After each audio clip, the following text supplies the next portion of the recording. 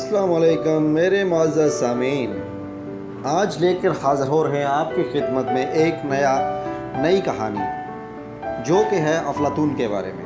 افلاطون کون تھا، کیا تھا، کس کنٹری میں تھا، آپ کو اس کے بارے میں سب بتاتے ہیں۔ قدیم یونانی فلسفی افلاطون کی فکر مغربی سیاسی فلسفہ اور بہت حد تک اخلاقی اور مابعد طبیعیاتی فلسفہ کے نقطۂ آغاز کو ظاہر کرتی ہے۔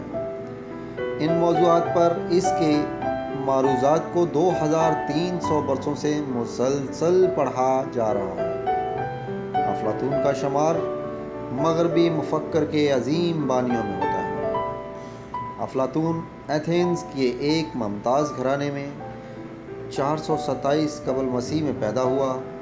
نوجوانی میں اس کی ملاقات فلسفی سقراط سے ہوئی، جو اس کا دوست اور رہنما بن گیا۔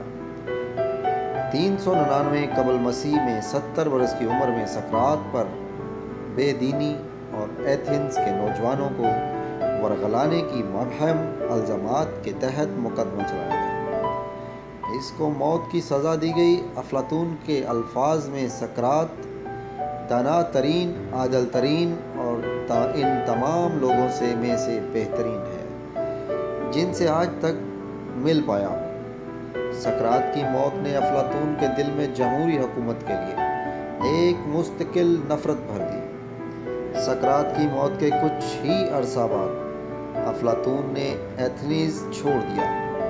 اگلے 10 یا 12 برس اس نے مسلسل سفر میں گزارے۔ 387 قبل مسیح کے قریب وہ ایتھنز واپس آیا اور ایک مدرسہ کی بنیاد رکھی جسے اکادمی کا نام دیا، جو 9 سال سے زائد عرصہ تک تدریس کرتا رہا اور لکھتا رہا۔ اس کا سب سے معروف شاگرد ارسطو تھا، جو 17 برس کی عمر میں اکادمی میں داخل ہوا۔